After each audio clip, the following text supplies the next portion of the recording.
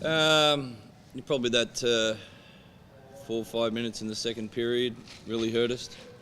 I think that was a 23-5 run to finish the half. So, we dug ourselves in the foot. I thought it was outstanding how we played in the second half. That was Wildcats basketball. We were playing intensity, rebounding, hustling, making the extra pass. And, it's playoff basketball. You're not going to win playing bits and pieces. We've got to put a full 40 minutes together.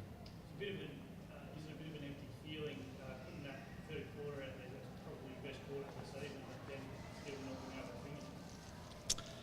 Yeah, look, we had some good looks, and we broke down a couple of times to get that three. I think it was a 3-point with Loughton and made it a 6, so it was just stretched it out there. But look, I was pretty pleased how we played the second half. Very proud how we played the second half.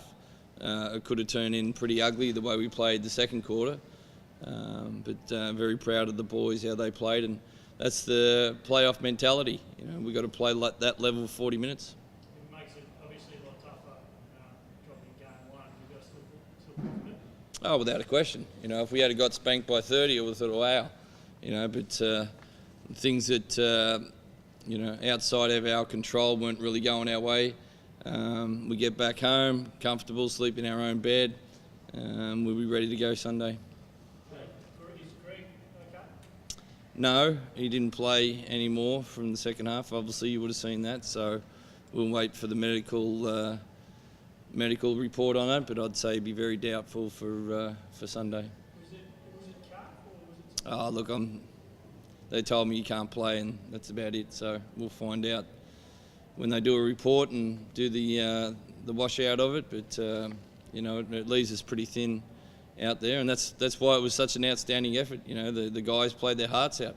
When you miss Greg and Sean, your two leaders out there, it's pretty hard. But the guys fought well and played well, and we'll do that again on Sunday. Trev, what do you make of that last challenge on Tory Craig? I thought it was a good hustle play. No layups, playoff basketball. I don't think there was any malice in it. He didn't try to take his legs out. He had a shot at the ball. Playoff basketball.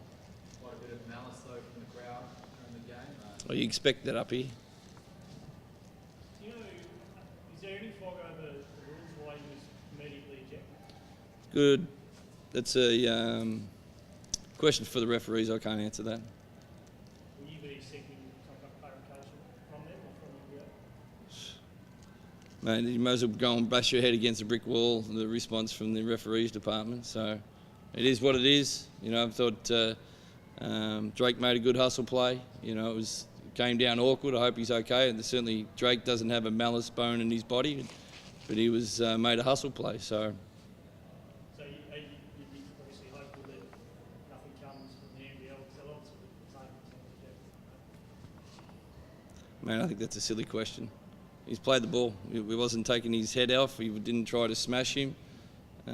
He played at the ball. How much feeling out was there tonight look like, especially the first half, when you were both sort of sussing each other out? It was a very different atmosphere, obviously, in the finals. I just feel like just watching from the sideline, did you really notice that? Was that really calculating what was going to happen?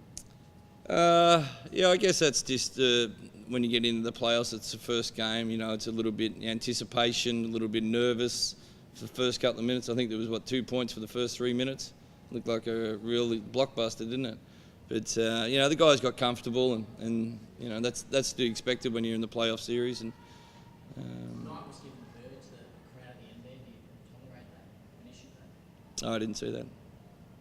But if you did, tolerate it? Mate, I'm just going on your say. I'd clarify that before I make a comment on it. Do you think that it's really just not the window of Cairns in that third quarter? Do you think it was there for taking? Like, you started well on that board. Do you really feel like it was that close? Yeah, we were. I think we got 3 points up. I think when we hit a 3-pointer and really had some momentum there, and then we stopped at the start of the fourth.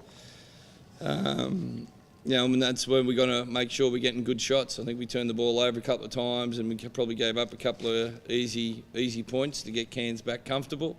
We had our opportunities, and that's what you got to do on the road. When you're on the road, you got to make sure you take your opportunities and eliminate the rest. I don't think we shot well. I haven't got a stat sheet. I don't think we shot well from the foul line. If you want to win on the road, you've got to shoot well at the foul line. If you want to win on the road, you've got to rebound. I think we got out rebound 23 to 11 at half time. So there's two things that's controllable, that we can control, and we didn't do a good job of that. Damo, what's the feeling like from you, mate? Just frustration. I've said it a few times after losses that our Achilles heel all year has been the inconsistency. We probably played 28 good minutes of basketball tonight where we competed with Cairns and made runs, but they're too good of a team to have mental breakdowns or breakdowns on defence. They'll punish you every time, and that's why they locked up the minor premiership. So we'll gain some confidence out of that second half, in particular the third quarter, but it's the semi-finals. You can't just learn from a game and then pat each other on the back. It's about putting wins on the board now, and we've got to win the next two. So we'll gain confidence from that second half, but in saying that, any breakdowns, any inconsistencies, if you're too tired, you've got to sub yourself out, because Cairns are that disciplined, they'll punish you. What's it going to take for you to win this series? You've been hit with everything. Sean, a couple of days ago, was probably about the fourth or fifth gut punch you've taken this year. Yeah, it has. It's this is my 8th season in the NBL, and by far it's had more adversity than any other year. And that includes the year we folded, so in Sydney. But injuries, illnesses. I've had a whole bunch of excuses to say why we're losing. But the reality is, I still back the 7 guys we might have healthy on Sunday, 7 or 8 guys that'll be healthy. And we'll go in full of confidence, and hopefully we can send it to a game 3. But yeah, you're right. Obviously losing Sean hurt, but we had 24 hours to get our heads around that, and we'll have to do the same thing with Greg now. How did you find the battle with Wilbekin tonight? You guys are pretty pivotal for both sides. Pretty good tussle there.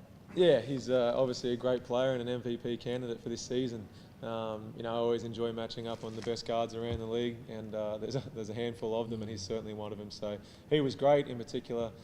Hit some big shots, or got his teammates involved. And I look forward to Sunday.